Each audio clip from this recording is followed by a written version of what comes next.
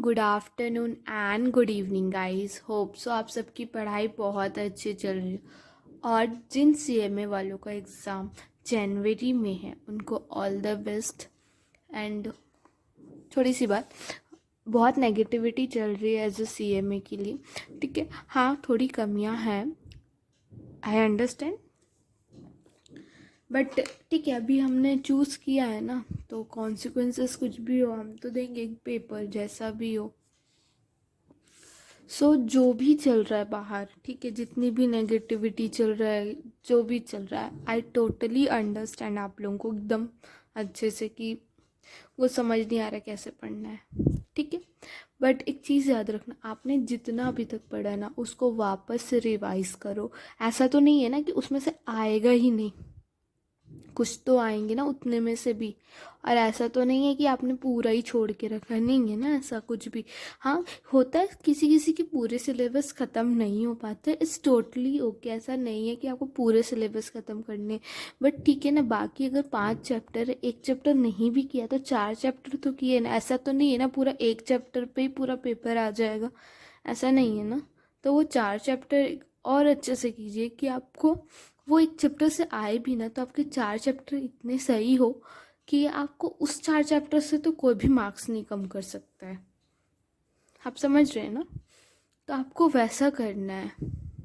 अभी नेगेटिविटी छोड़ दो सीएमए वालों, क्योंकि कुछ होना जाना नहीं है नेगेटिविटी से, ठीक है। आइदर आपके पास दो ही ऑप्शन है, या तो आप स्वैप कर लो, सीए कर लो या सीएस कर लो। अगर जो सीएमए में टिके हुए उनको तो एग्ज़ाम देना ही है ना, ठीक है।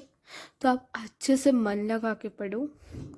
एंड एक तो आप लोगों को बेनिफिट है, दिसंबर वाले लोग से पता चल गया होगा कि कैसे पेपर आ रहे, कोई वेटेज नहीं है, कुछ नहीं है ना। अभी तो आप को सब पता चल गया कैसे पेपर्स आ रहे, तो आपको टाइम भी मिल गया एंड सब है आपके पास। तो आप और मेहनत कर लीजिए, थोड़े से ही दिन है तो जितना हो सके उतने मेहनत कर लो and then start your study, okay. एकदम अच्छे से मन लगा के पढ़ो। नेगेटिविटी है थोड़े समय के लिए, थोड़े समय के लिए सब चीज़ें वो चले जाएगा। आपका जैसे ही एग्ज़ाम ख़त्म होगा ना तो ये नेगेटिविटी जितनी भी रहेगी ना तो अभी आपको समझ नहीं आएगा, मतलब ठीक लगेगा, मतलब ठीक है देखा जाएगा। तो जो भी है एग्ज़ाम के बाद देखना आप जैन वालों, ठीक है। एंड जिनका जून टर्म है उनके लिए पहले से ही सब पता है कैसे चल रहा है पेपर। ऑनलाइन रहा तो देखा, एग्ज़ाम पता चल गया पैटर्न कैसे है, ठीक है। इससे ज़्यादा गंदा ही क्या कर सकते हैं, मतलब लाइक देख ही रहे हो कैसे दे रहे हैं, ठीक है। इससे ज़्यादा कुछ नहीं हो सकता, ठीक है। ये एंड था, इससे ज़्यादा होगा तो फिर देखा जाएगा। और ऑफलाइन हुआ तो बहुत सही है, ठीक है। तो वो भी शुरू कर दो अपना, बहुत टाइम है, ठीक है।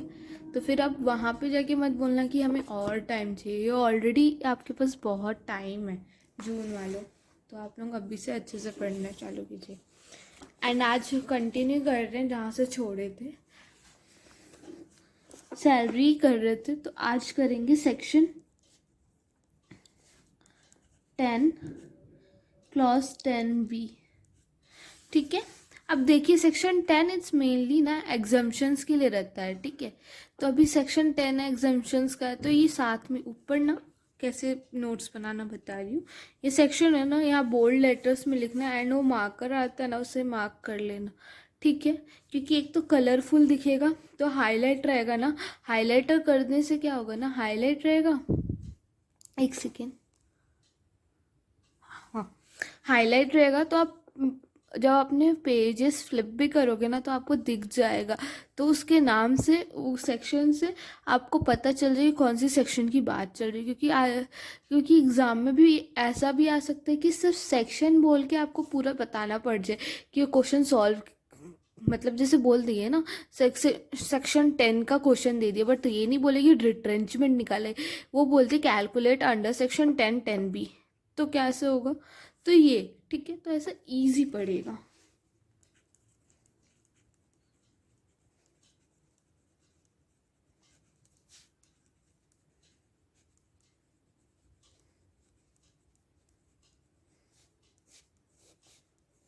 क्या है सेक्शन 10 10B, रिट्रेंचमेंट, ठीक है। अभी लिखते हैं। अगर देखो, अगर ये अभी सारे सैलरी में कैसे लोग होते हैं, या तो एक गवर्नमेंट एम्प्लॉय होगा या तो नॉन गवर्नमेंट एम्प्लॉय होगा। और ग्रेचुटी में बस एक जगह है जहाँ पे पेमेंट अंडर ग्रेचुटी एक्ट है और payment under not gratuity act है, बस इतना ही है ना, और तो कोई एम्प्लॉयज़ नहीं है ना। तो यहाँ पे भी बात वही होगा। अगर as per scheme of central government है,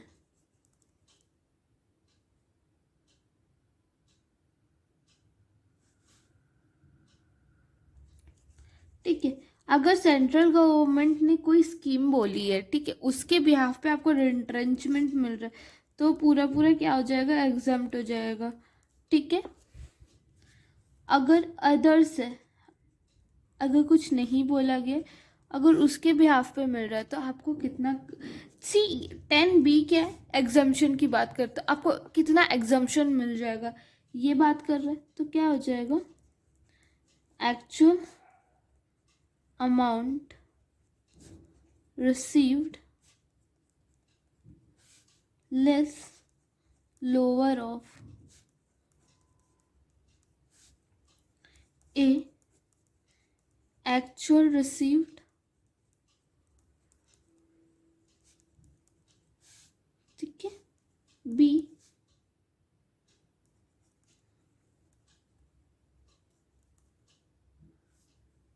amount calculated as per Industrial Dispute Act 1947। यहाँ पे स्टार लिख लेना, क्योंकि इसका अभी मैं नीचे नोट्स लिखाऊंगी, ठीक है। तो स्टार लिखने से क्या हो जाएगा, आपको ध्यान रहेगा कि आपने नीचे लिखा है कुछ, ठीक है। एंड सी मैक्सिमम 5 लाख, मतलब मैक्सिमम 5 लाख बोलने का मतलब क्या है,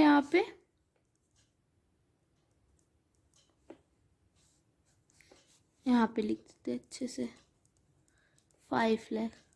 मतलब अगर मान लो रिट्रेंचमेंट आपका निकल रहा है 10 लाख, तो ज़्यादा से ज़्यादा कितना मिल जाएगा आपको, 5 लाख तक ही एग्जम्पशन मिलेगा। जो नेक्स्ट जो बैलेंसिंग 5 लाख हो जाएगा, वो क्या हो जाएगा, टैक्सेबल हो जाएगा एज पर सैलरी, ओके। चलो, अब यहाँ पे जितना आया, इसमें से जो भी लोअर होगा, ये 3 है ना, ABC, इन तीनों में से जो लोअर होगा उससे माइनस कर देंगे, ठीक है। कितना आ जाएगा, टैक्सेबल, और ये एलिजिबल रहता है रिलीफ के लिए, ठीक है।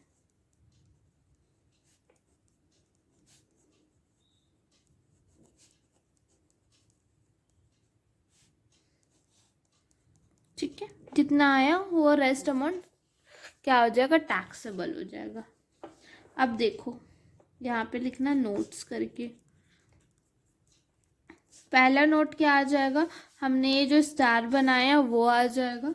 कैसे निकलता है, 15/26 into average salary of last 3 month, ठीक है, इंटू 3M लिखा है तो 3 मंथ, ठीक है, into numbers of year of completed service.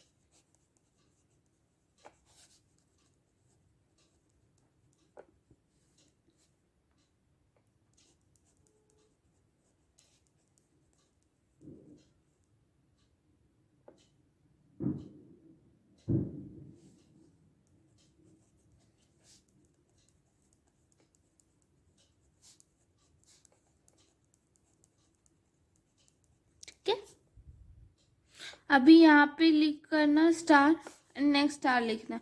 ये सैलरी का मतलब क्या है, हमारे सैलरी में हर जगह सैलरी का मतलब अलग है ना। तो यहाँ पे सैलरी का मतलब क्या है, बेसिक पे प्लस डियरनेस अलाउंसेस। और ये कौन से डियरनेस अलाउंसेस रहेंगे, फॉर्मिंग पार्ट क्या, जो रिटायरमेंट बेनिफिट दे रहे होंगे वो वाले पार्ट, ओके, यहाँ तक समझ आया? ठीक है, और ये जितना अमाउंट आएगा वो टैक्सेबल हो जाएगा सैलरी में। ठीक है, अभी हमने बस ये देखा है कि रिट्रेंचमेंट में एग्जम्पशंस कितने मिलते हैं, है ना। अभी हमें ये देखना है कि रिट्रेंचमेंट होता क्या है। ठीक है, तो इन सिंपल टर्म्स में बोले रिट्रेंचमेंट क्या होता है। बोलने का मतलब ये है कि अगर अभी देखिए कोविड हुआ तो हम लोग ने देखा कि बहुत सारे लोगों की जॉब चले गई। ठीक है, कैंसल कर दिया ना, उनका कॉन्ट्रैक्ट कैंसिल कर दिया कि ठीक है 5 साल का कॉन्ट्रैक्ट, बट कोविड के चक्कर में आपने कैंसिल कर दिया क्योंकि आपको प्रोडक्शन नहीं हुआ या आपको प्रॉफिट नहीं हुआ, जिसकी वजह से आप सैलरी दे पाए। तो उसके आपने क्या किया कि आधे से ज़्यादा, तो उसके लिए आपने क्या किया कि आपने आधे लोगों को निकाल दिया। तो अब जब निकाल दिया तो आपने बिना नोटिस दिए हुए निकाल दिया ऐसी, तो उनको कंपनसेट करने के लिए जो आपने पैसा दिया है तो वो आपने एक ही बार बहुत सारा पैसा दे दिया है ना। तो इसमें उनकी गलती तो नहीं है ना कि आपने एक ही बार उनको पैसा दे दिया। तो उसी पैसे को गवर्नमेंट ने क्या बोला, ठीक है हम पूरा पूरा टैक्सेबल नहीं करेंगे, हम आपको थोड़ा सा रिलीफ दे देंगे एग्जम्पशन के नाम पे। ठीक है, तो वही हमने देख लिया, एग्जम्पशन देख लिया। ठीक है, एंट्रेंचमेंट कंपनसेशन मतलब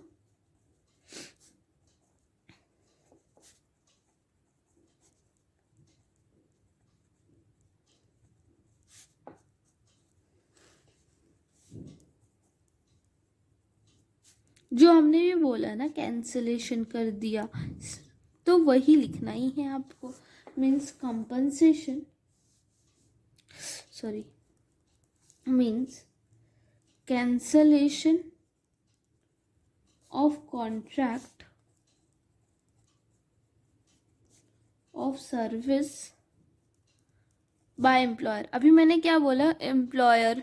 अभी मैंने जो एग्जांपल दिया कोविड वाला, यहाँ किसी एम्प्लॉय ने छोड़ के जा रहे थे क्या कोविड में? नहीं, एम्प्लॉयर उनको निकाल रहे थे।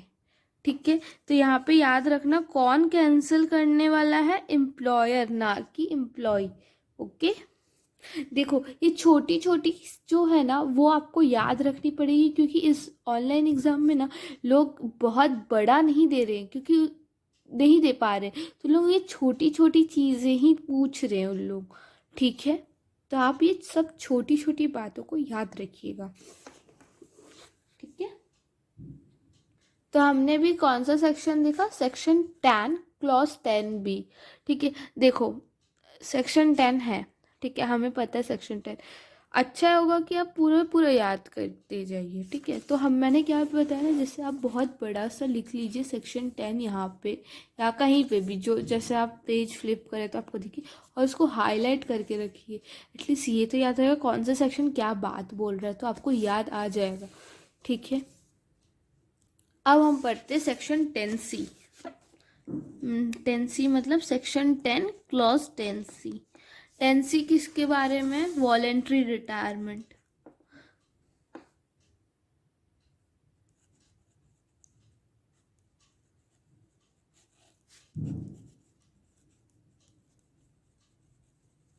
वॉलेंट्री मतलब क्या होता है, जब हमने अपनी मर्जी से किया हो कोई भी काम। ठीक है, वॉलेंट्री अपनी मर्जी से करना, तो यहाँ रिटायरमेंट भी क्या हो रहा है, अपनी मर्जी से रिटायर होना। ठीक है, एक होता है जब टाइम आता है आप रिटायर हो जाते हैं। ठीक है, और एक टाइम आता है जब आपको, जब मन करता है कि हाँ बहुत हमने बहुत ज़्यादा काम कर लिया, हमें रिटायरमेंट लेना है। ठीक है, तो वो क्या हो जाता है, वॉलेंट्री रिटायरमेंट हो जाता है। ठीक है, जब आपके पास है टाइम अभी और काम कर सकते हो। फॉर एग्जांपल मिस्टर एक्स के पास अभी भी काम करने के लिए 5 इयर्स थे, बट उनको लगा नहीं मैंने बहुत कमा लिया है, बहुत हो गया, अब मुझे आराम की ज़रूरत है, तो वो 5 साल पहले ही उन्होंने वॉलेंट्री रिटायरमेंट ले लिया। तो ये क्या हो जाता है, VRS हो गया है। ठीक है, अब वॉलेंट्री रिटायरमेंट ले लिए तो रिटायरमेंट में हमें बहुत सारे पैसे मिलते हैं ना, है ना। ठीक है, VRS मिलता है उन्हें। ठीक है, अब अगर आप रिटायरमेंट के समय रिटायरमेंट हो गए तो वो रिटायरमेंट एज मिलेगा, रिटायरमेंट पैसे मिलेंगे। अगर वो पहले समय से पहले रिटायर हो रहे तो उसको क्या बोल दिया जाएगा, VRS, एस क्यों बोल रही हूँ, वॉलेंट्री रिटायरमेंट स्कीम के अंदर जितना एग्जाम्पशन बोला गया वो, और 5 लाख उतना आपको मिल जाएगा एग्जाम्पशन। देखो सेक्शन 10 पढ़ रहे तो ऑब्वियसली क्या बात होनी चाहिए, हमारी एग्जाम्पशन के बारे में बात होगी। तो कितना एग्जाम्पशन मिलेगा वो अभी हम देखेंगे, ठीक है। लेट्स सी, पहले हम लोग ना कंडीशन देख लेते हैं, ठीक है। एक चीज़ याद रखना, वीआरएस में क्या होता है ना, चलो मैंने ना इसमें ना एक ड्रॉबैक क्या होता है ना कि ना, अगर मान लो मिस्टर एक्स ने 5 साल तक ना काम करना था बट उनका मन हो गया, वो छोड़ के चले गए, तो उनकी जगह पे ना कोई और फिल नहीं हो सकता है, ठीक है। अल्टीमेटली जब तक वो रेगुलर रिटायरमेंट नहीं होगा ना तब तक वो जगह पे फिल नहीं हो सकता है, ठीक है। ये इसका ड्रॉबैक है। और वीआरएस एम्प्लॉयर को भी देना है, नहीं दिया तो फिर कोई मतलब नहीं है, आपको रिटायरमेंट मिलेगा नहीं, ठीक है।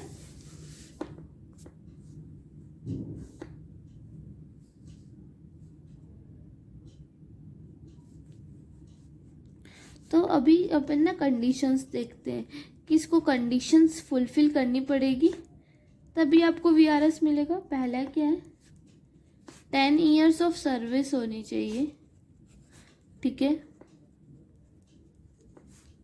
और 40 ईयर्स ऑफ एज, ठीक है। अगर आपको वीआरएस चाहिए ना तो या तो आप उस कंपनी में 10 साल से 10 ईयर्स ऑफ सर्विस हो गई रहनी चाहिए, या तो आपकी एज 40 साल हो गई रहनी चाहिए, ओके। सेकंड है, सबके लिए ना, फॉर ऑल एम्प्लॉयज जो भी है ना, सॉरी, मतलब जो भी एम्प्लॉय उस कंपनी में, जो भी छोटे से बड़ा एंड बड़े पोस्ट में भी, सबको वीआरएस मिल सकता है except the directors of the company,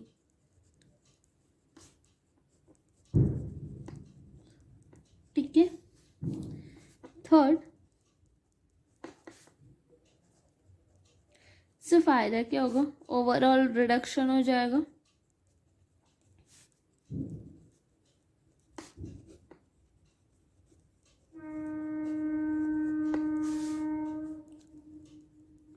fourth क्या है,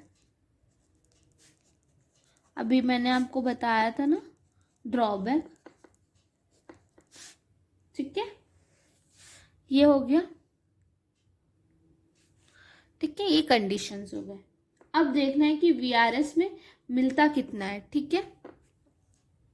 ये तो क्या हो गया, कंडीशंस हो गए कि कब वीआरएस मिल सकता है। अब कंडीशंस देखने हैं कि एग्जम्पशन के लिए कंडीशंस क्या है, कंडीशन फॉर एग्जम्पशन, ठीक है।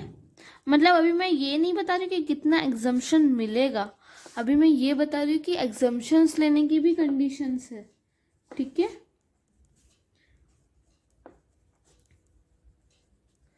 compensation is received from specified employer, ठीक है। कंपनसेशन रिसीव्ड किससे होगा, स्पेसिफाइड एम्प्लॉयर होगा तो ही, मतलब स्पेसिफाइड अभी बताऊंगी स्पेसिफाइड कौन है, तो यहाँ पे हैश कर लीजिए या तो स्टार बना लीजिए, जिसकी वजह से जब आप नोट्स लिखेंगे तो आपको ये याद रहेगा, ठीक है। एंड देन नेक्स्ट सेकेंड क्या है, compensation is received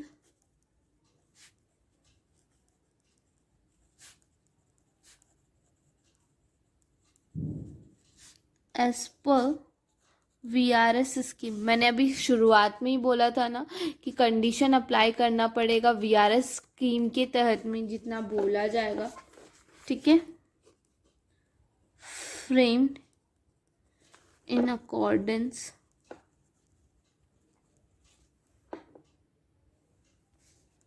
with prescribed guidelines, okay. अभी मैं बताऊंगी, ठीक है।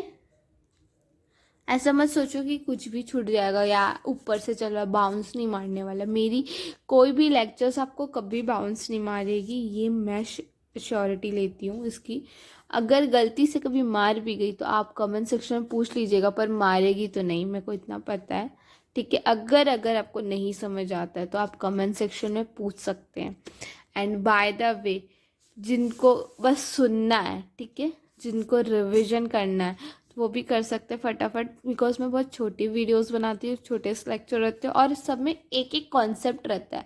ठीक है, उसी मेरा ये मानना है कि जो एक टॉपिक उठाओ उसी को वो उसी लेक्चर में उसी वीडियो में कंप्लीट कर लो, तो मैं वही करती हूँ। ठीक है, तो आपको हर हर एक वीडियो में एक ही कॉन्सेप्ट मिलेंगे।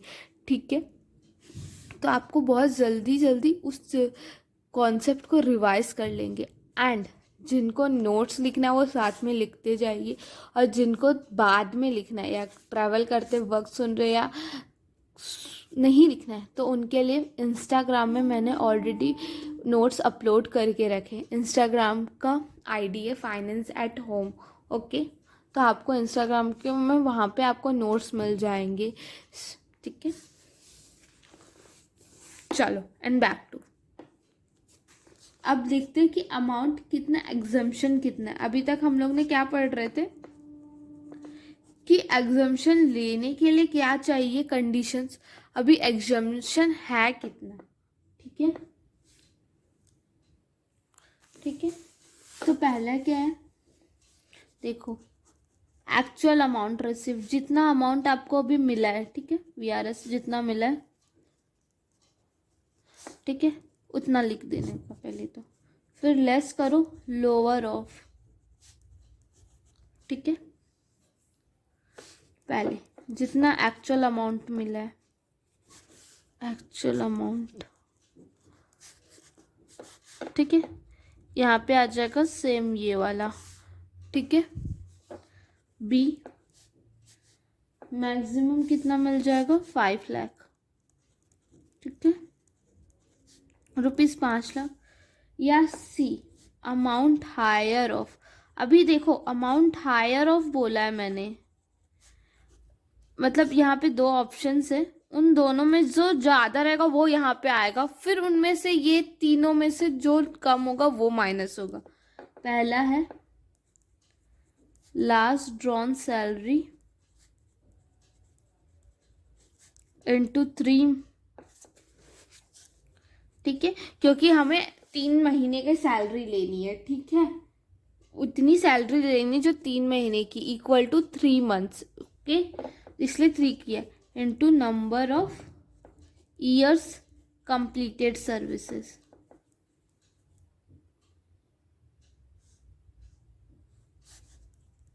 ठीक है, ये एक हो गया। अब सेकंड क्या है, लास्ट ड्रॉन सैलरी, आखिरी में, सबसे आखिरी में मान लीजिए आपने नवंबर में काम किया था, वो आपका लास्ट समय था, उस समय आपको जितनी सैलरी मिली हो वो लेना है, into balance number of months for service. अब देखो इसका मतलब क्या है, नवंबर में जितना, मान लीजिए फॉर एग्जांपल मिस्टर एक्स ने नवंबर में आखिरी बार काम किया, तो आखिरी बार उनको सैलरी मिली थी। ठीक है, एज अ एम्प्लॉय। ठीक है, तो वो ले लिए हमने लास्ट ड्रॉ। अभी उनके पास 5 साल बचा था तो वो ले लेंगे। फॉर एग्जांपल सैलरी थी उनकी 1 लाख, तो 1 लाख इंटू 5 मंथ्स, तो क्या हो जाएगा, 5 मंथ्स बचे थे अभी उनके। नंबर ऑफ मंथ्स बोला है, ठीक है, नंबर ऑफ मंथ्स बोला है, ईयर्स नहीं बोला, याद रखना। ठीक है, अगर 5 मंथ्स बचे थे तो वो हो जाएगा। ठीक है, अगर मान लीजिए सैलरी थी आपकी 50,000 रुपये, कम लेते क्योंकि बहुत ज़्यादा आ जाएगा। सो ठीक है, 50,000 थी और मंथ्स थे आपके 10 मंथ्स बचे थे आपके, तो 50,000 इंटू 10 तो कितना आ जाएगा 5 लाख। और यहाँ पे मान लीजिए आ गया 8 लाख और 5 lakh, whichever is higher. ठीक है, फिर ए बी सी में आएगा कि विच एवर इज लोअर। तो ज़्यादा जितना भी रहेगा तो ज़्यादा 5 लाख तक, ठीक है। याद रखना इनसे एक्सीड नहीं हो सकता ये, फाइन, समझा ये, ठीक है। अभी हमें क्या क्या देखनी है, हमने गाइडलाइंस देख ली कि गाइडलाइंस क्या है, ये थी इसकी, ठीक है। ये बोला गया था कि लास्ट ड्रॉन सैलरी और ये, ठीक है, ये था गाइडलाइंस। अभी हमें क्या देखना है, स्पेसिफाइड एम्प्लॉय। स्पेसिफाइड एम्प्लॉय कौन कौन से है, ठीक है। चलो बहुत सारा है तो आप जल्दी जल्दी लिखते जाइएगा। स्पेसिफाइड एम्प्लॉय, यार सॉरी, एम्प्लॉयर, ठीक है।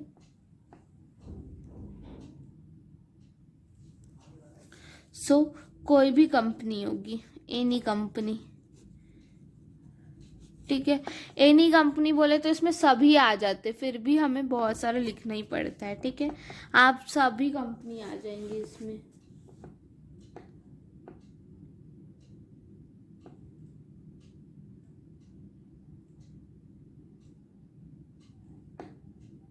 ठीक है, any authority established under a central state as provisional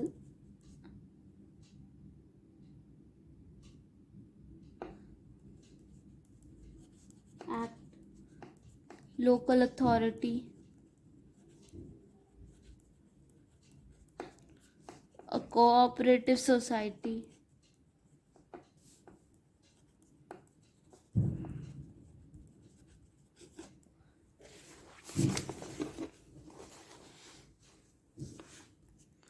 a specified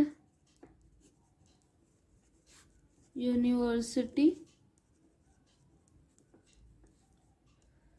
city, यहाँ कुछ नहीं है, IIT, ठीक है।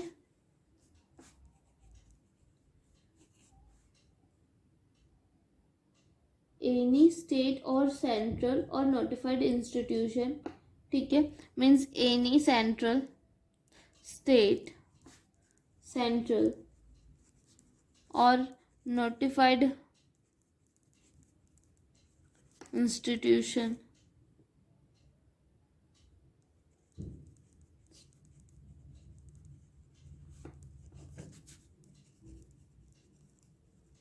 बेसिकली IIM, ठीक है, ठीक है। ये सबको आपको क्या करना है, और अगर कोई भी गवर्नमेंट बोलती है तो गवर्नमेंट प्रिस्क्राइब्ड, ठीक है। तो अगर इन सब से आपको मिलता है VRS तभी होगा, ठीक है। हमने एग्जाम्पशन के 2 कंडीशन देखी, एक तो स्पेसिफाइड एम्प्लॉयर से मिलना चाहिए और दूसरा गाइडलाइंस के हिसाब से होना चाहिए, ठीक है। वो हो गया। अभी नोट लिखो। अभी हमने ये जो सैलरी पढ़ रहे हैं, बाबा 3 मंथ लास्ट ड्रॉन सैलरी पढ़ रहे हैं, तो सॉरी, वो सैलरी का मतलब क्या है, बेसिक, चलो यहाँ पे HRA वाली लिख लेना। अब HRA वाला लिखोगे तो वापस पीछे चले जाके एक बार देख लेना, यहाँ पे मत देखना, तुरंत पीछे जाके देखना तो आपको याद आ जाएगा, तुरंत क्लिक हो जाएगा। और यही सब छोटी छोटी बातें, और इसी छोटे छोटे तरीके से आपको हमेशा याद रहेगा। आपको इतना मेहनत नहीं करना पड़ेगा, सर पढ़ना नहीं पड़ेगा यार इन सब के लिए, ठीक है। बेसिक सैलरी या बेसिक पे, ठीक है, plus DA forming part, plus percentage fixed commission,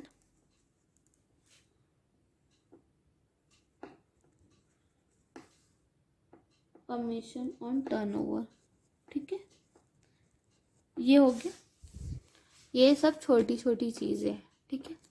अब एक और है, अगर आप रिलीफ लेते हैं अंडर सेक्शन 89, ठीक है, तो आपको वीआरएस के कोई भी एग्जाम्शन का आपको बेनिफिट नहीं मिलेगा। If SSC